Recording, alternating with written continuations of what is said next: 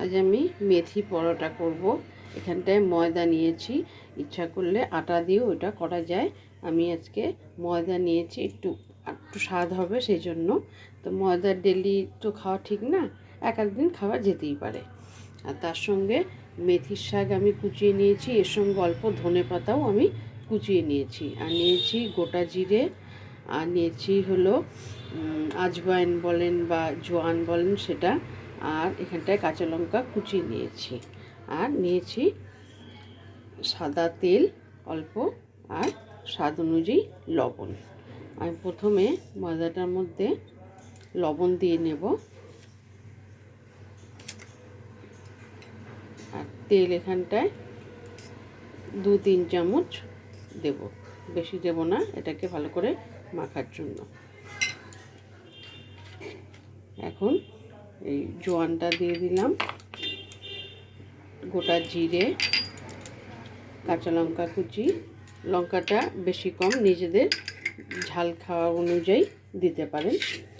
আর এখানটায় মেথি আর ধনেপাতা, মেথির শাক বেশি, ধনেপাতা অল্প, একটা ছোট নিয়েছি ধনেপাতা, একটা যে ছোট গাছ থাকে ছোট সেরকম একটা নিয়েছি। এটাকে এখন আমি সব ভালো করে সুন্দর করে জল দিয়ে এটা মেখে নেব। শীতকালে মেথির শাকের পরোটা, মেথি পরোটা খুব ভালো লাগে খেতে। এটাকে আমি মেখে নিয়েছি, খুব ভালো করে মেখে নিয়েছি। এখন এর মধ্যে 2 চামচ তেল দিয়ে এটাকে এখন আমি 10 মিনিটের জন্য ঢাকা দিয়ে রেস্টে রেখে দেব। ঢাকা দিয়ে 10 মিনিটের জন্য এটা রেখে দেব। এটা আমার রেস্ট রাখা হয়ে গেছে। এখন এটা আমি কতগুলো যটা পরোটা বানাবো ততগুলো আমি এটা আলাদা করে করে নেব।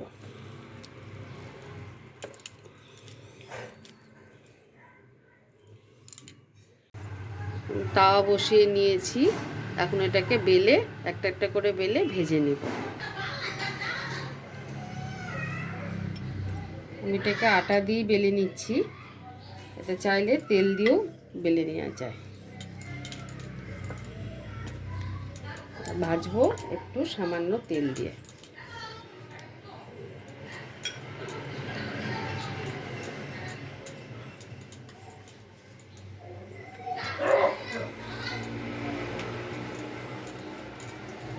এটা খুব স্বাদ লাগে শীতকালে এই মেথি পরোটা, এর সঙ্গে তরকারিও লাগে না, একটু সস দিয়ে এটা খুব স্বাদ লাগে খেতে। আপনারা করে দেখতে পারেন মেথির শাকের এরকম পরোটা। খুব মোটা মোটা বেলবো না, একটু পাতলা পাতলাই করবো, কারণ আমি ছোট ছোট সব বানিয়ে নিয়েছি, পাটগুলো সব ছোট ছোট করেছি। এখন আমি এটা তাওয়াতে দিয়ে দিব।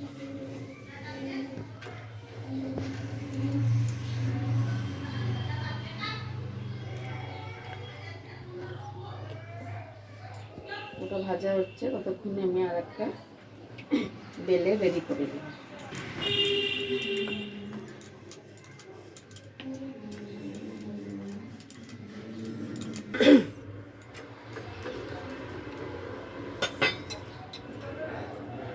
তেল খুব কম লাগে এটা করতে,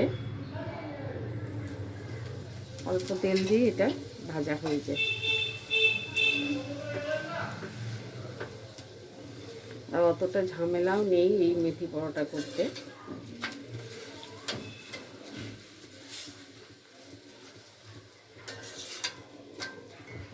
আর একটু তেল লাগবে এখানটায়, সামান্য একটু।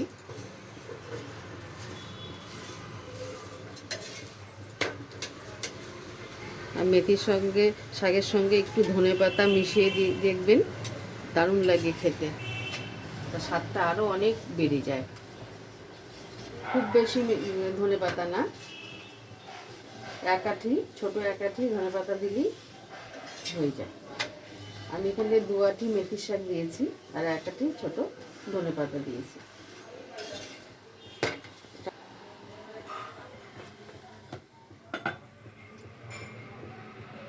সবকটা এভাবে আমি ভেজে তুলে নেব। আমার সব কটা ভাজা হয়ে গেছে, নামিয়ে নিয়েছি। কি সুন্দর হয়েছে দেখুন, গরম ধরা যাচ্ছে না। এরকম করে আপনারা মেথি পরোটা বানিয়ে নিতে পারেন মেথির শাক দিয়ে। আর একটু ধনেপাতা এর মধ্যে অবশ্যই দেওয়ার চেষ্টা করবেন, তাহলে টেস্টটা আরও অনেক গুণ বেড়ে যায়।